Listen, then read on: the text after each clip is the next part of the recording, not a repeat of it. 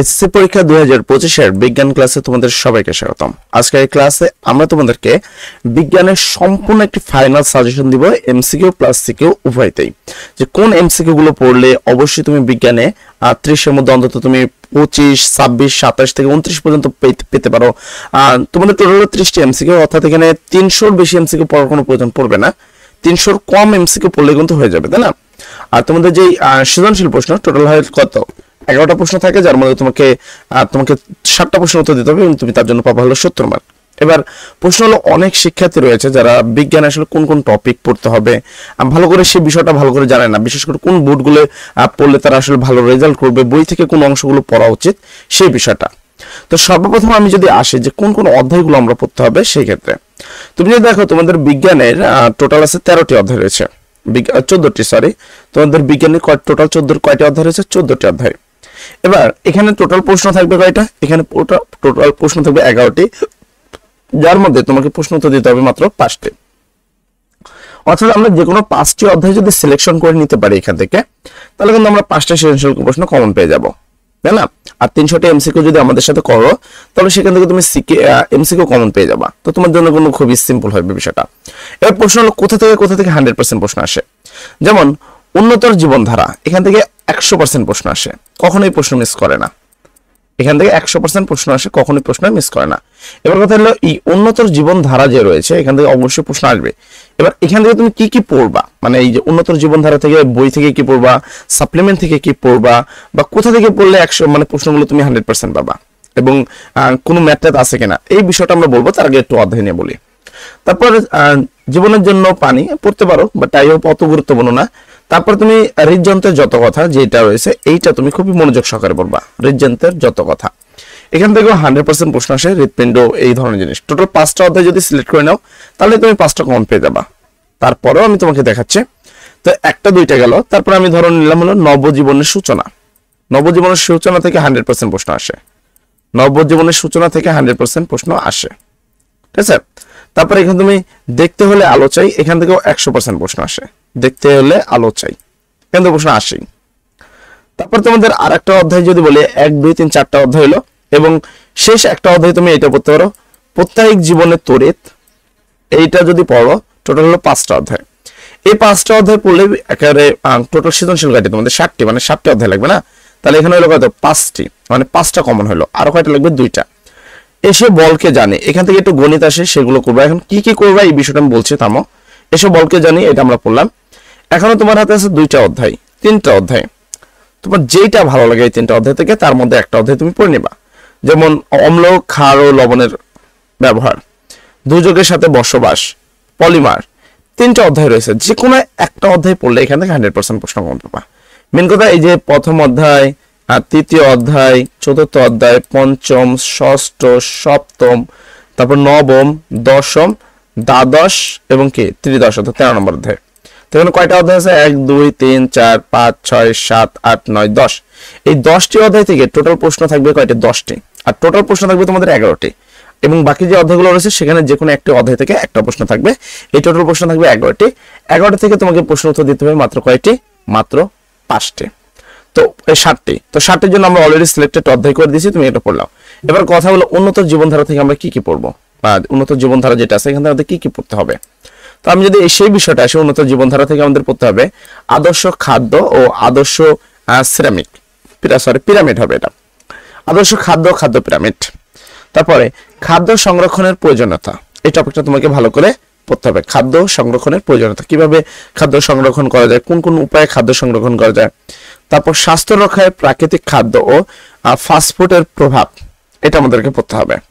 এবং এই অধ্যায় থেকে গ নাম্বারের জন্য সবচেয়ে গুরুত্ব দিয়ে যেটা পড়তে হবে, সেটা হলো বডি মাস ইন্ডেক্স।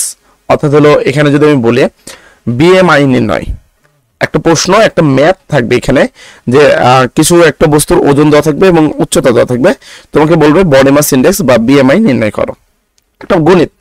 তো এখান থেকে তোমাকে যে কোনো একটা সাপ্লিমেন্ট থেকে এই যে বডি মাস ইন্ডেক্স, এটা নির্ণয় করা শিখতে হবে।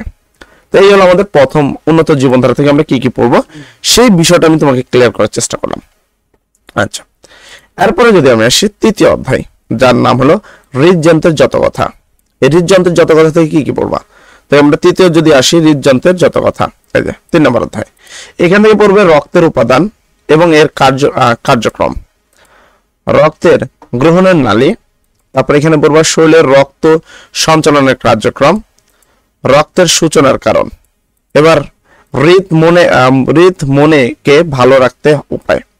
এই যে টপিকগুলো রয়েছে এগুলো খুব ভালো করে মানে পড়বা, বিশেষ করে এখানে হৃৎপিণ্ড অঙ্কনে যে টপিকগুলো রয়েছে সেগুলো ভালো করে তোমাকে দেখতে হবে, ঠিক আছে? তো এটা যদি ভালো করে পড়ো তাহলে কিন্তু অবশ্যই তুমি হৃদযন্ত্রের যত কথা এখান থেকে অবশ্যই কম পাবা। এটা আমি মেন বইয়ের টপিকগুলো বলতেছি, তুমি এটা সাপ্লিমেন্টে পড়তে পারো, মেন বইতে পড়তে পারো, সমস্যা নেই। তারপরে তোমাদের নবজীবনের সূচনা, নবজীবনের সূচনা চতুর্থ অধ্যায়ে তুমি কি পড়বা? সেখানে তোমাকে পড়তে হবে বৃদ্ধ সময়ে শারীরিক পরিবর্তন, বৃদ্ধ বয়সে শারীরিক ও মানসিক স্বাস্থ্য সমস্যা, তারপর বৃদ্ধ সময়ে বিশদ স্বাস্থ্য প্রযুক্তি, টেস্ট ডিভিএস এর ধরন, তারপর জীবনের শেষ সময় এবং এখানে জীবন ঘটনার বিভিন্ন ধারণা। এই যে টপিকগুলো রয়েছে এই টপিকগুলো তোমাদেরকে ভালো করে পড়তে হবে। তারপরে হলো আলো দেখতে হলে আলো চাই। এখান থেকে কি করবো মা? এখান থেকে তোমাকে পড়তে হবে দর্পণ, অনেক ধরনের দর্পণ আছে, সমতল দর্পণ, উত্তল দর্পণ, তাই না? দর্পণগুলো ভালো করে পড়বা। লেন্সের ক্ষমতা নির্ণয় করা শিখবা, মানে লেন্সের ক্ষমতার একটা গণিত রয়েছে, সেই লেন্সের ক্ষমতা কিভাবে নির্ণয় করতে হয়, সেই লেন্সের যে ক্ষমতাটা নির্ণয় করা হয় সেই লেন্সের ক্ষমতা নির্ণয় করার সূত্রটা জানতে হবে তোমাকে। তারপরে চোখের ত্রুটি সৃষ্টির কারণ, যেমন হর্ষ দৃষ্টি, দীর্ঘ দৃষ্টি, এই ত্রুটিগুলো হলে কি কি করণীয় হতে পারে সেই টপিকটা তোমাকে ভালো করে বুঝতে হবে, ঠিক আছে? এবং লেন্সের ব্যবহার। তো চতুর্থ অধ্যায় থেকে তোমাদেরকে মেন এই কয়টা টপিক পড়তে হবে। আচ্ছা, তারপরে যদি আমরা দেখি পলিমার, এগুলো নিয়ে আমি পরে বলবো। তারপরে এসো বলকে জানি, দশম অধ্যায়। তো এখান থেকে তুমি কি কি পড়বা? এসো বলকে জানি। তো যদি 10 নম্বর অধ্যায়ের কথা বলি, এখানে এই যে এসো বলকে জানি, এখান থেকে পড়বা নিউটনের তৃতীয় সূত্র এবং ঘর্ষণ। এখান থেকে অবশ্যই গণিত করবা। নিউটনের যে তৃতীয় সূত্র এবং ঘর্ষণ যেটা আছে সেখান থেকে মেনলি তোমাকে গণিত করতে হবে, মানে যে গণিতগুলো তোমরা এফ সমান এম এর সূত্র ইউজ করে ত্বরণ নির্ণয় করো, বেগ নির্ণয় করো, সেই অঙ্কগুলো তোমাকে এখান থেকে করতে হবে, এখান থেকে ম্যাথ করতে হবে, ঠিক আছে? নিউটনের তৃতীয় সূত্র মুখস্থ করলে হবে না। নিউটনের তৃতীয় সূত্রের উপরে দেখবে সাপ্লিমেন্টে হাজার হাজার ম্যাথ রয়েছে, তুমি যে কোনো ম্যাথগুলো করবা। যদি তাও না পারো সমস্যা নেই, আমাদের লাইভ ক্লাসে তোমাদের এই বিষয়গুলো ক্লিয়ার করে দেওয়া হবে, সমস্যা নেই, তুমি চলে সেই জায়গা থেকেও করে নিতে পারো, কোনো প্রবলেম নাই। তারপরে এখানে জড়তা, বল, মানব জীবনে বলের প্রয়োজনীয়তা, এই টপিকটা পড়বা। এখানেও সেমই, যে জড়তা, বল, মানব জীবনে বলের প্রয়োজনীয়তা, এখানে বলের থেকে সূত্র আসবে, মানে তোমার ম্যাথ আসবে, আর বাকি দুইটা প্রয়োজনীয় টপিক তোমাকে পড়তে হবে। আচ্ছা, এবং তারপরে আমি রেখেছিলাম হলো প্রত্যেক জীবনে তড়িৎ। তো এবার কথা হলো প্রত্যেক জীবনে তড়িৎ বলতে তুমি কোনটা পড়বা? প্রত্যেক জীবনে তড়িৎ। তো এখানে যদি আমরা খেয়াল করি প্রত্যেক জীবনে তড়িৎ, সরি তুলতে ভুলে গেলাম। আচ্ছা, প্রত্যেক জীবনে তড়িৎ তোমাকে যেটা পড়তে হবে মূলত এখান থেকে ম্যাথ করতে হবে। প্রত্যেক জীবনে তড়িৎ যেমন হলো ইউনিট বিদ্যুৎ বিলের যেই অঙ্কগুলো রয়েছে, এখানে তোমাকে কিছু গণিত করতে হবে। কি গণিত? প্রত্যেক জীবনের এখানে করতে হবে বিদ্যুৎ বিল নির্ণয় করা, একটা বাসায় একটা হোটেলের যে বিদ্যুৎ বিল আছে এটা নির্ণয় করা শিখতে হবে। একটা বাড়ির নকশা তৈরি করতে হবে তোমাকে, একটা বাইরের নকশা তৈরি করতে হবে তোমাকে, ঠিক আছে? এবং তুল্য রোধ নির্ণয় করা শিখতে হবে এখান থেকে। এখানে তুল্য রোধ মেন কথা, এই অধ্যায়টা থেকে তোমাকে মূলত পড়তে হবে ম্যাথ, বিশেষ করে বিদ্যুৎ বিল নির্ণয়, এই ধরনের ম্যাথগুলা। এসব বলকে জানি, এখানেও তোমাকে পড়তে হবে ম্যাথ, ঠিক আছে? তারপর যদি আমি এখানে আরেকটা অধ্যায় আছে ম্যাথে, টোটাল তোমাদের ম্যাথের জন্য 3টা অধ্যায়। জীবনের ধারা, এখান থেকে পড়তে হবে ম্যাথই করতে হবে, সেটা হলো বিএমআই নির্ণয়, এখানেও তোমাকে ম্যাথ করতে হবে, বিশেষ করে বিএমআই নির্ণয়। তো এই ম্যাথগুলো তোমাকে ভালো করে করতে হবে। এই 3টা ম্যাথ তোমরা 100% পারবা, মানে প্রশ্ন তো 100% কম পাবা 3টা ম্যাথ, আর বাকিগুলো থাকবে নর্মাল যে প্রশ্ন থাকে সেগুলো লিখিত প্রশ্ন। এবার এই ম্যাথগুলো যদি ভালোভাবে করতে পারো তাহলে তো ম্যাথ কমন পাইলেই, আর যদি ম্যাথগুলো না করো তাহলে কিন্তু তোমাকে বাকি অধ্যায়গুলো থেকে কাজ করতে হবে। তো এটা ডিপেন্ড করে তোমার উপরে যে তুমি ম্যাথ করবা নাকি করবা না, ঠিক আছে? যদি ম্যাথ করো তাহলে ম্যাথের বিষয়গুলো ভালো করে কম পাবা, যদি ম্যাথ না করো তাহলে ম্যাথের টপিকটা একটু কম পাবা, এই বিষয়। তো আশা করি তুমি আমার বিষয়টা বুঝতে পারছো, যে আমি তোমাকে যা যা বোঝানোর চেষ্টা করছি সকল বিষয়টা আশা করি তোমরা বুঝতে পেরেছো।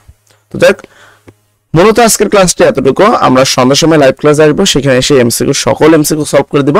তার জন্য অবশ্যই সন্ধ্যার সময় লাইভে আসতে হবে। এবার অনেকে জিজ্ঞেস করবে সময় কয়টা? আসলে সময়টা কখনোই নির্দিষ্ট থাকে না। এই জন্য তুমি আমার চ্যানেলটা সাবস্ক্রাইব করে আমাদের সাথে থাকতে পারো। যখনই লাইভ আসবো যেন বেল আইকন বাটনটি অন হয়ে যায় এবং সঙ্গে সঙ্গে তোমার কাছে একটা নোটিফিকেশন পৌঁছে যায়, সেক্ষেত্রে তুমি যদি আমাদের লাইভে এসে এমসিকিউ গুলো সলভ করতে পারো। আজকের ক্লাসটি এতটুকুই। সবাই ভালো থাকবে, সবাই দোয়া করি। আসসালামু আলাইকুম।